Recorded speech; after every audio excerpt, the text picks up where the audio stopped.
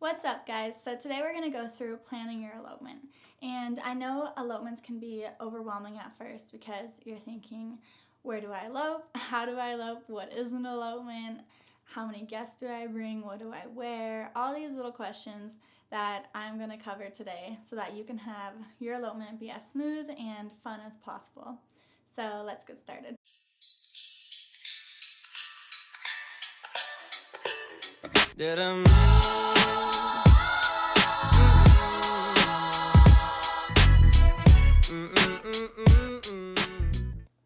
So choosing a location is obviously like one of the most important parts of your elopement day. I always just recommend that couples choose somewhere that really stands out to them and that is special to them, even if it's not the most like epic location. So, I had a couple elope in this like field where they used to always like walk their dogs and have picnics, and it was so special and so beautiful, even though it didn't have like super epic views. So just choose somewhere that is really special to you or somewhere that you've always wanted to see, and just start researching the place and looking up pictures and looking up photographers in the area and just getting all the information you can about that place. So another thing that I would say is as equally important as location is logistics. So this means doing your research ahead of time to make sure that the hike is going to be okay, that there's parking, that there's service, all these little things that you can also like ask your photographer and officiant about. But make sure you do your research because, for example, say you want to bring like great grandma and grandpa. Well, you probably shouldn't pick a 6-mile hike. You should probably pick the quarter-mile boardwalk instead. So just little things like that. Another thing to think about is who's going to officiate your ceremony. So I've had clients do this in several different ways. The first option is that they'll just hire someone like normal off like hashtags or Google. They'll find an officiant and they'll come out and do their ceremony, fill out their paperwork, pronounce them husband and wife, all that good stuff. Another way that I've had clients get their ceremony officiated is by going to the courthouse ahead of time and just like filling out all of their documents and like getting married there technically, and then they'll have like a brother or a friend or a guest come up and just say a few nice words or like a story and technically like pronounce them husband and wife even though they're already married. And then another way I've had it done is in Colorado you can self-solemnize, which means basically you can be like, I now pronounce us husband and wife, and like fill out all your own paperwork, and it's super easy. So definitely check if that's an option in your state. I think there's only a few states that do it. So yeah, it's just something to think about, like how you want your ceremony to go, and if you're going to a super remote area, I would recommend like getting married technically ahead of time, unless you can find an officiant that will come out.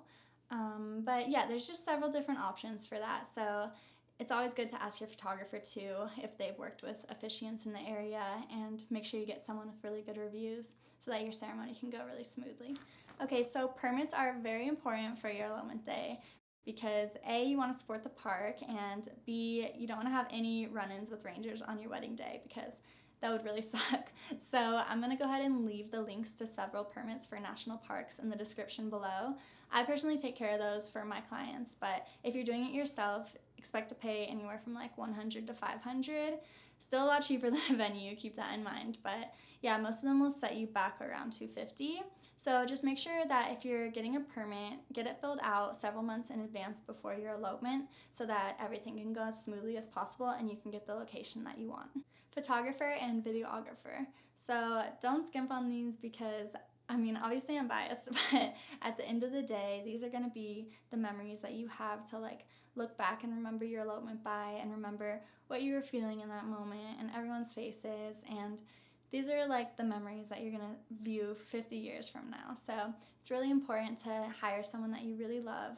If they're out of your budget, ask for, if they have payment plans, or just keep researching because there's tons of photographers and videographers out there, and there's really like a perfect match for everyone. So just make sure you have a photographer that, fits the style that you want and that you kind of like bond with, because they are going to be there all day. So I would definitely recommend like having a phone call or a video chat with them and just making sure like you guys vibe and that everything's going to go really, great. So just definitely pick a photographer that you love. And as far as video goes, I don't do much video besides like YouTube, but I definitely work with some amazing videographers. So you can ask your photographer, like, hey, do you have any favorite videographers that you've worked with? And that's one way to find them. You can also find them on like hashtags for videographers in the area. And you can decide what kind of storytelling you want, whether you want like a film look, or you want a highlight reel, or you want like full documenting of the day. So yeah, just some important things to think about with your photo and video coverage. I've had a lot of brides get really pretty bouquets to match the landscape, and I've also had clients that just want to keep it simple and not do any florals at all. And both are great, it's just personal choice, and that's kind of like the beauty of an elopement. You can really just do whatever you want. I want to jump into the number one most asked question I get for outdoor elopements, and that is, what are we going to do if the weather's bad? So I can answer this in a lot of ways, but in short, you just really just go with it. Like, some of the best edits I've ever had is when there was like a surprise snowstorm, or it was rainy or windy and the dress was blowing.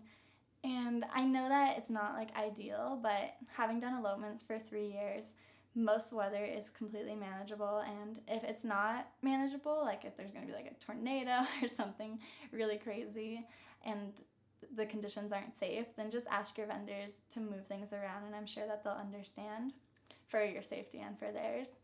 And there's also little things that you can do within planning to kind of help prevent weather. And I know that you can't like control weather, but say you're eloping in like Hawaii or Thailand or Bali, make sure that you're going during dry season so that you have less chance of your wedding getting like rained out.